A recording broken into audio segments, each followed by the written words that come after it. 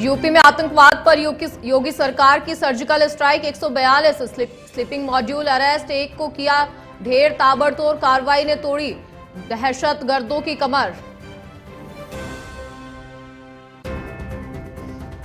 पाकिस्तान जिंदाबाद का video post करने वाला अरेस्ट, बरेली में पकड़े जाने पर बोला पाकिस्तान मुर्दाबाद, हिंदू नेता ने की थी शिकायत।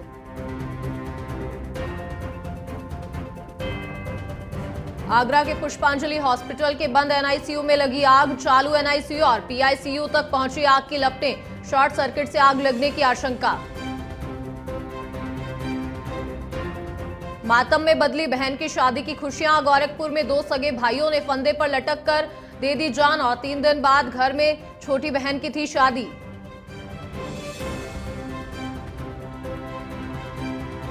मथुरा में बोरवेल में गिरने से 3 वर्षीय मासूम की मौत, खुला बोरवेल, बाल्टी से ढकने के कारण हादसा, परिजनों का रो रो कर बुरा हाल।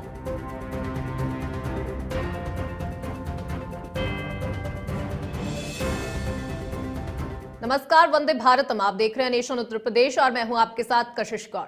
रुक करेंगे अगली खबर का। योगी सरकार ने पिछले 8 वर्षों में न केवल अपराधियों की कमर तोड़कर रख दी, बल्कि प्रदेश में आतंकवादी संगठनों के स्लीपिंग मॉड्यूल और असामाजिक तत्वों की पूरी तरह से नेस्तनाबूद कर दिया है। इस दौरान योगी सरकार ने न सिर्फ आतंकियों के नेटवर्क को ध्वस्त किया है, बल्कि टेरर फंडिंग, धार्मिक उन्माद, फर्जी दस्तावेज, विदेशी घुसपैठ पर सर्जिकल स्ट्राइक की है। सीएम योगी की जीरो टॉलरेंस नीति का ही ये असर है कि आज उत्तर प्रदेश आतंकियों की पनाहगाह नहीं बल्कि उनके खात्मे का मैदान बन चुका है। योगी सरकार ने पिछले 8 वर्षों में जहां एक और 230 दुर्दांत अपराधियों को मुठभेड़ में ढेर किया, वहीं दूसरी ओर आतंकवादी संगठनों के 142 स्लीपिंग मॉड्यूल को अरेस्ट किया है। इसके साथ ही एटीएस ने टेरर फंडिंग के खिलाफ भी पूरी ताकत से एक्शन लिया है।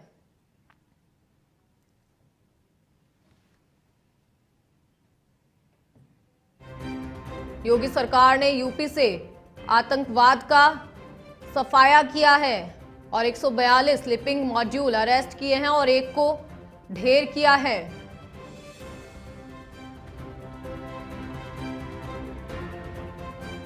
ताबड़तोड़ कार्रवाई ने दहशतगर्दों की कमर अब तोड़ दी है।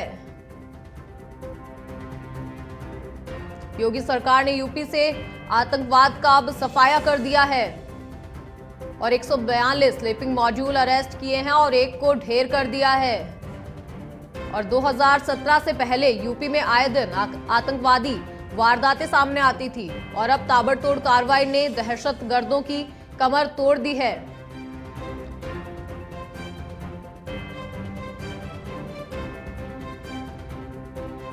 योगी सरकार ने यूपी से आतंकवाद का अब सफाया कर दिया है।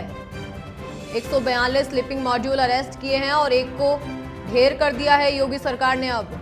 और वर्ष 2017 से पहले यूपी में आए दिन आतंकवादी वारदातें सामने आती थी, लेकिन अब ताबड़तोड़ कार्रवाई के बाद दहशतगर्दों की कमर टूट गई है।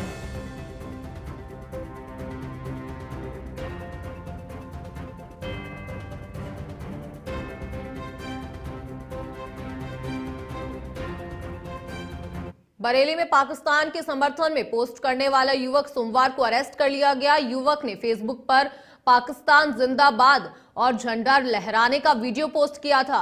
वीडियो में लोग पाकिस्तान की जीत हो गई बोलकर जश्न मना रहे थे। हिंदू संगठन ने इस पर आपत्ति जताई और पुलिस से शिकायत की। इस पर पुलिस ने आरोपी मोहम्मद साजिद के खिलाफ एफआईआर दर्ज कर ली और गिरफ्तारी के बाद ये पाकिस्तान मुर्दाबाद के नारे लगाए गए। मामला देवरनिया के गिरधरपुर गांव का है। देवरनिया पुलिस की पूछताछ में साजिद की अकड़ ढीली पड़ गई और उसने पाकिस्तान मुर्दाबाद के नारे लगाए।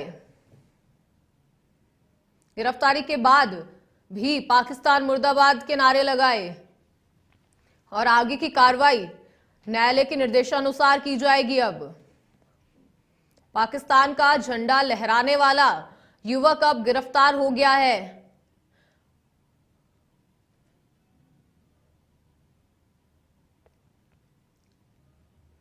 पाकिस्तान जिंदाबाद और झंडा लहराने का वीडियो पोस्ट किया था और गिरफ्तारी के बाद पाकिस्तान मुर्दाबाद के भी अब नारे लगाए जा रहे हैं। मई 2025 को थाना देवरनिया के ग्राम गिरधरपुर निवासी साजिद सन ऑफ शहजादे नाम के व्यक्ति द्वारा कुछ देश विरोधी पोस्ट को अपने मोबाइल फोन द्वारा अपलोड किया गया था। इस संबंध में तत्काल पुलिस द्वारा संज्ञान लेते हुए साजिद की गिरफ्तारी की गई है और उसके विरुद्ध बीएनएस की समुचित धाराओं में अभियोग पंजीकृत किया गया है। मोबाइल फोन को कब्जे में लेकर के आवश्यक विधि। आगरा से बड़ी खबर आपको बता रहे हैं, जहां पुष्पांजलि हॉस्पिटल के बंद एनआईसीयू में आग लग गई और बगल में चालू एनआईसीयू और पीआईसीयू तक ही आग की लपटें पहुंच गई। एनआईसीयू में भर्ती 9 बच्चों को सकुशल बाहर निकाल लिया गया और एनआईसीयू में 5 और पीआईसीयू में 4 बच्चे भर्ती थे। सीएमओ ने 5 बच्चों के निकाले जाने की पुष्टि की है और शॉर्ट सर्किट से आग लगने की आशंका बताई जा रही है। अस्पताल के उपकरण जल गए और सूचना पर फायर ब्रिगेड की गाड़ियां भी पहुंची। थाना हरि पर्वत में पुष्पांजलि अस्पताल का ये मामला है। आग लगने से अस्पताल के उपकरण जल गए और सूचना पर फायर ब्रिगेड की गाड़ियां वहां पर पहुंची और एनआईसीयू में भर्ती 9 बच्चों को सकुशल बाहर निकाल लिया गया। सीएमओ ने 5 बच्चों के निकाले जाने की पुष्टि की है। शॉर्ट सर्किट से आग लगने की वजह बताई जा रही है। पुष्पांजलि हॉस्पिटल के बंद एनआईसीयू में आग लग गई और आग लगने के बाद सूचना पर फायर ब्रिगेड की गाड़ियां मौके पर पहुंची और थाना हरि पर्वत में पुष्पांजलि अस्पताल का ये मामला आपको बता रहे हैं, जहां पर सीएमओ ने 5 बच्चों के निकाले जाने की पुष्टि की है और शॉर्ट सर्किट से आग लगने की आशंका बताई जा रही है। आग लगने से अस्पताल के उपकरण जल गए हैं। पुष्पांजलि हॉस्पिटल के बंद एनआईसीयू में आग लग गई और बगल में चालू एनआईसीयू और पीआईसीयू तक ही आग की लपेटें पहुंच गई और एनआईसीयू में भर्ती 9 बच्चों को सकुशल बाहर निकाल लिया गया।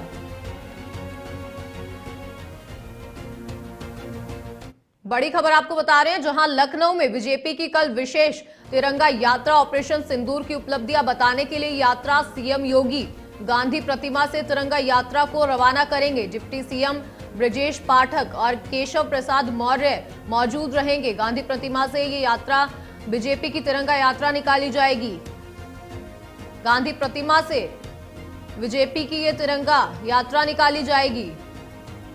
लखनऊ में बीजेपी की कल विशेष तिरंगा यात्रा रहने वाली है। ऑपरेशन सिंदूर की उपलब्धियां बताने के लिए यात्रा निकाली जाएगी। सीएम योगी गांधी प्रतिमा से तिरंगा यात्रा को रवाना करेंगे।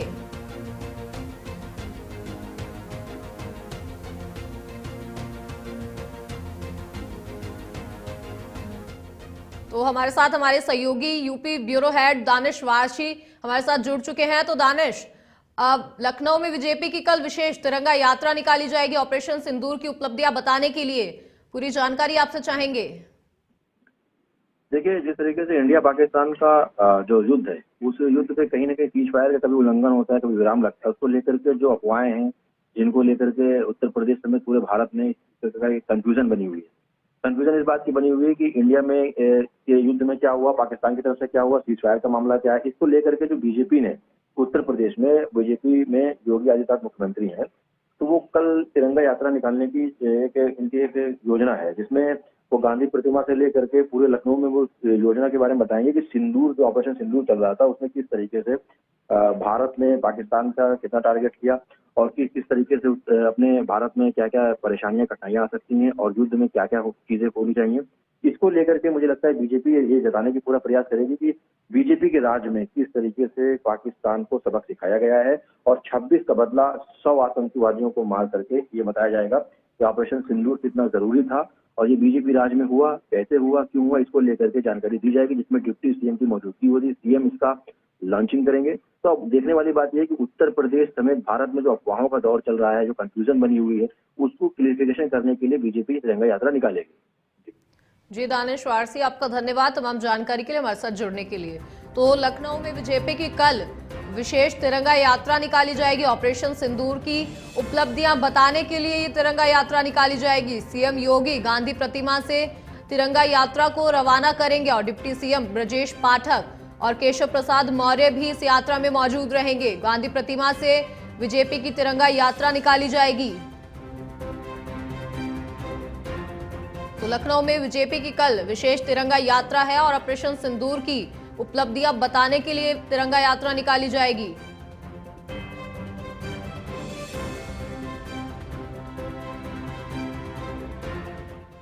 नोएडा में मानसून और साफ सफाई को लेकर एक्शन में अब सीईओ है और मानसून से पहले सभी नालों की सफाई को लेकर निर्देश दिए। 1 माह तक चिन्हित 15 जल प्रभाव एरिया में अभियान के आदेश दिए गए। नोएडा के 12 क्षेत्रों में जीरो टॉलरेंस क्षेत्र किया गया चिन्हित। अवैध बाजारों, अवैध अतिक्रमण को लेकर सीईओ नाराज दिखे। लोकेश एम अभियान चलाकर 1 माह में अवैध वेंडरों को हटाने के दिए निर्देश। और सेक्टर 6 में नोएडा प्राधिकरण के दफ्तर में लोकेश एम ने बैठक की। मानसून और साफ सफाई को लेकर एक्शन में अब सीईओ लोकेश एम और मानसून से पहले सभी नालों की सफाई को लेकर निर्देश भी दिए हैं। अवैध बाजारों, अवैध अतिक्रमण को लेकर सीईओ लोकेश एम नाराज दिखे हैं। नोएडा में मानसून और साफ सफाई को लेकर सीईओ अब एक्शन में है। 1 माह तक चिन्हित 15 जल प्रभाव एरिया में अभियान के आदेश दिए गए हैं।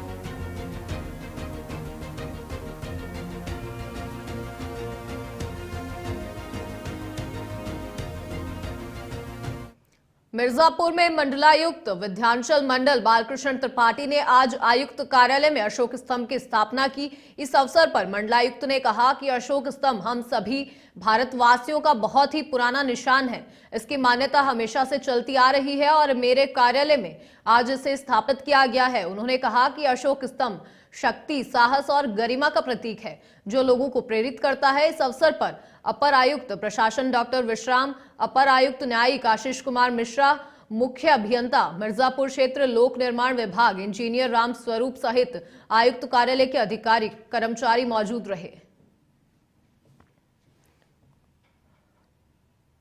साहस और गरिमा का प्रतीक स्तंभ शक्ति बालकृष्ण त्रिपाठी ने कहा। अपर आयुक्त प्रशासन डॉक्टर विश्राम सहित सभी अधिकारी मौजूद रहे। मिर्जापुर आयुक्त कार्यालय में अशोक स्तंभ की स्थापना की गई।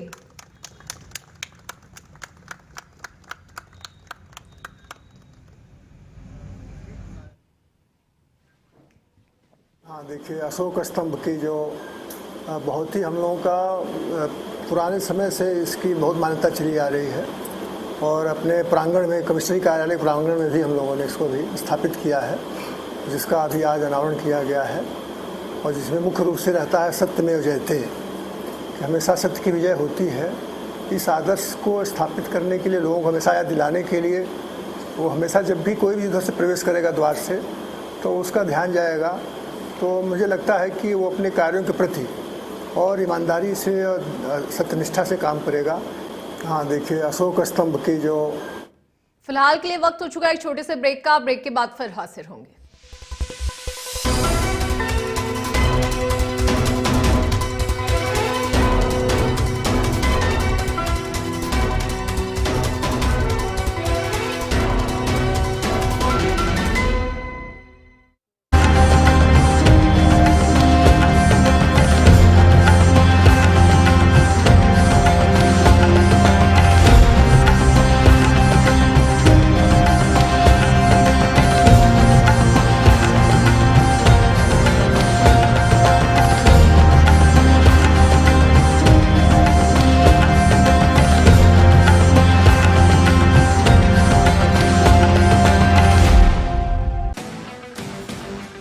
At Halcyon Technologies, we guarantee 100% satisfaction with everything we do. Founded in 2011 by Mr. Kapil Singhal, a young entrepreneur with a vision, Halcyon Technologies has grown to become a leading name in the MEP industry. From humble beginnings, we've crossed milestones that most organizations take generations to achieve. Today, Halcyon Technologies is synonymous with customer satisfaction and excellence in service delivery. With a focus on quality, innovative solutions, and after-sales support, we've set a new benchmark in the industry. Our mission is clear: to exceed customer expectations through dedicated service and cutting-edge solutions. And our vision? To become the global leader in the MEP industry. Over the years, we've successfully executed over 300 projects across 50 cities in India, serving more than 300 clients. Our strength lies in our team of over 250 skilled professionals, committed to delivering the best results. With operations spanning 11 states, our presence is a testament to our reliability and dedication. At Halcyon Technologies, we believe in building long-lasting relationships with our clients and continuously pushing the boundaries of innovation. Join us on our journey towards excellence.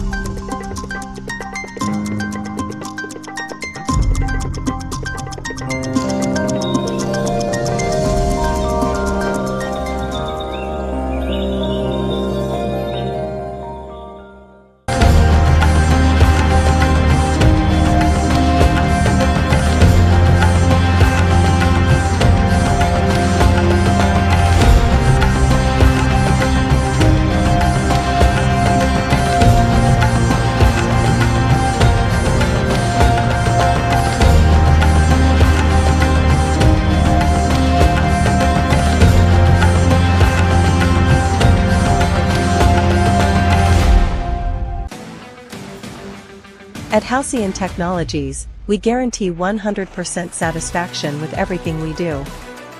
Founded in 2011 by Mr. Kapil Singhal, a young entrepreneur with a vision, Halcyon Technologies has grown to become a leading name in the MEP industry.